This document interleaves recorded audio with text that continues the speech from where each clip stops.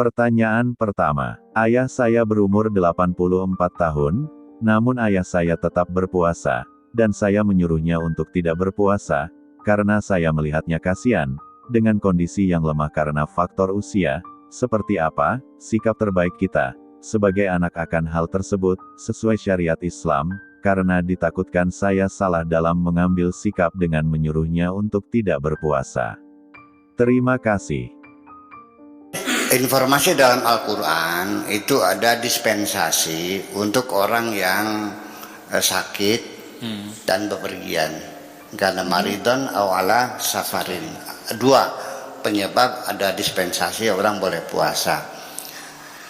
Yang ketiga, yang berpuasa ini dia nanti harus membayar fidyah. Fidyatun ta'amu miskin. Jadi setiap hari dia berkewajiban membayar fidyah untuk satu orang miskin. Tetapi nanti di hari yang lain, ya, setelah dia sudah tidak dalam perjalanan di bulan puasa atau setelah sakitnya sembuh, nanti di bulan lain dia membayar. Itu. Kemudian yang ketiga ada lagi walladzina yutiqunahu, bagi orang-orang yang tidak mampu. Maksudnya apa? Udah jompo ya, usia udah 84 tahun. Jadi statusnya ayah ibu Mira Syahada ini bukan sakit dan bukan orang bepergian, tetapi yang tidak punya kemampuan karena faktor usia. Nah itu hanya membayar fidyah, tidak mengkodok, ya, mengkodok puasanya karena sudah sepuh. Akan tetapi ini nih, dia harus membayar fidyah. Satu, makan orang miskin. Berapa ukuran makanannya? Standarnya tidak bisa ditetapkan secara generalis. Rupanya pemerintah putuskan 100.000, nggak bisa, karena itu sangat subjektif sekali. Ya, dari mana ngukurnya? Ngukurnya adalah dari kemampuan pribadi masing-masing. Kalau dia tukang beca, udah sepuh nggak bisa puasa, dan dia orang miskin, makannya warteg, sekali makan 15.000, maka fidyahnya itu 15.000 sesuai dengan kemampuan dia. Kalau dia orang kaya biasa makan di hotel Mandarin yang 500.000, ya berarti ya fidyahnya ya seukuran makannya dia. Jadi makanan yang yang dikonsumsi oleh sendiri. Kalau makannya Pak Fikar berapa sehari? 15.000. Ya udah, ketika Anda sakit Anda silakan makan, tapi bayar fidyah 15.000 ukuran warteg. Tetapi tambah lagi, ketika orang yang sudah jompo itu ingin tatawu, faman tatawu fa huwa khairul lahu, maka boleh dia menambah, bukan satu orang makan ya, tapi 5 sampai 10 orang dan seterusnya. Uang ada, udah deh, saya fidyahnya jangan satu orang dong, kita uang ada aja buat 5 orang dah. Itu terima kasih, Tuhan berterima kasih. Seharusnya kita wajibnya masih makan satu orang, kita 5 orang karena kita uang ada, terima kasih.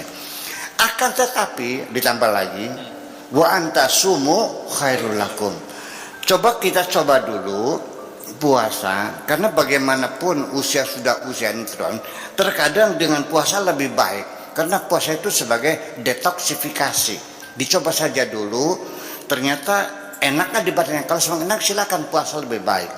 Tetapi kalau sebenarnya dia puasa satu hari ternyata dia menurun kesehatannya, ya udahlah, berarti dia sudah uzur ya. Tapi kalau dicoba ternyata dia lebih sehat, karena usia tua itu kan udah kolesterol, ya mungkin tensi, mungkin juga asam urat, ya kan, mungkin juga gula, banyak kan. Nah itu kan karena faktor usia juga. Nah, salah satunya detoksifikasinya itu kalau dia memang kena penyakit diabetes dan sebagainya, penyakit degeneratif semacam itu.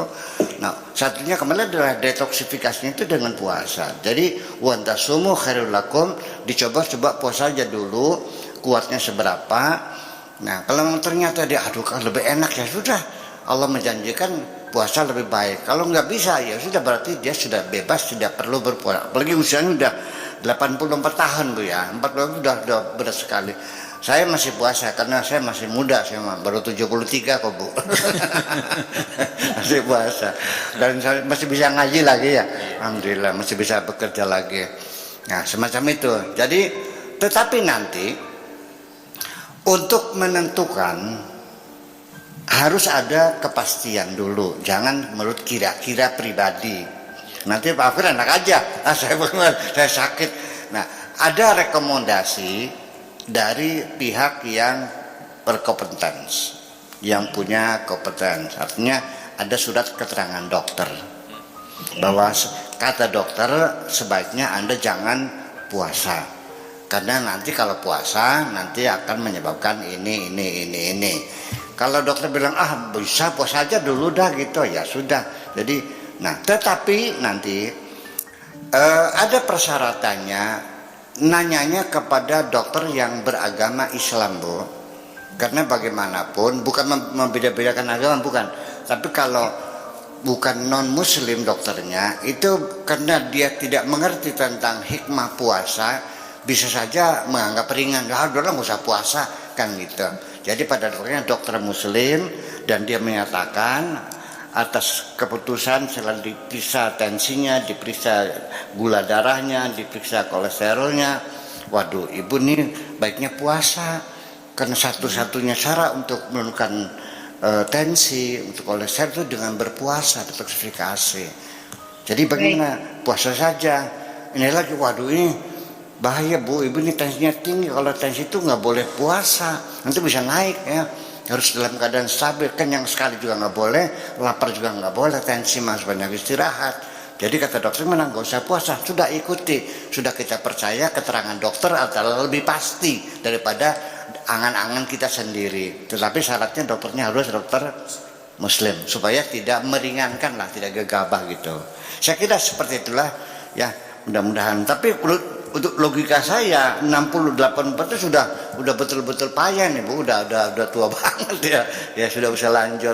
Tapi lebih baik itu saja supaya secara syariat bisa dibenarkan, minta surat keterangan dari dokter bahwa bagaimana berkonsultasi dengan dokter. Kata dokter kalau kata dokternya puasa silakan puasa, kalau kata dokternya nggak usah lah Bu, kesian dah. Nah sudah kita bersama dokter itu secara syariat harus ada argumentasi yang pasti. Terima kasih, kita aja Bu. Pertanyaan kedua, dalam kondisi seperti apa yang mengharuskan seseorang itu mengqadha puasa dan sekaligus membayar fidyah? Terima kasih. Ya ada kondisinya karena yang dikhawatirkan adalah keselamatan bayi, bukan keselamatan dirinya. Dia bayi, seorang ibu sedang menyusui anaknya, sedang butuhnya ASI. Ya, kalau ibunya puasa, kan susunya pahit. Iya. Nah, kan bisa berbahaya untuk anaknya. Karena otaknya nggak cerdas, kurang nutrisi, kurang protein, kurang vitamin, kurang segala macam mungkin gitu. Maka dalam kondisi seperti itu boleh seorang ibu itu tidak puasa. Akan tetapi nanti setelah anaknya sudah berhenti menyusu atau sudah bulan Syawal, ya kan gitu. Nah, dibayar, diqadha. Tetapi juga selama bulan puasa dia tidak puasa, dia berfidyah. Dia bayar fidyah dan juga dia wajib mengqadha. Itu kondisi seperti itu. Akan tetapi ketika orang hamil yang juga sama, kalian dikhawatirkan untuk dirinya karena dia kena diabetes, dia hamil, ya kan begitu. Kemudian juga sangat mengkhawatirkan yang takuti keselamatan dirinya, ya bukan bayinya. Nah maka dia hanya mengqadha saja, tapi tidak perlu bayar fidyah. Tetapi fidyah juga, tuntutan fidyah hanya 1 hari membayari makannya 1 orang miskin. Faman tatawwa'a bahwa khairul lahu. Kalau dia tatawu sedekah dibayar 2-3 orang makan itu lebih baik gitu. Ya, ini masih begitulah kira-kira. Pertanyaan ketiga, Allah Azza wa Jalla sangat mencintai makhluknya khususnya manusia. Namun manusia itu sendiri tidak sadar karena adanya hijab, sehingga sulit untuk mencintai kembali. Di kesempatan ini yang saya ingin tanyakan bagaimana bisa terhubung selalu dengan Allah, apalagi ketika kita sedang sholat, karena kita tahu bahwa di dalam sholat kita sedang berhubungan langsung atau sedang berkomunikasi langsung.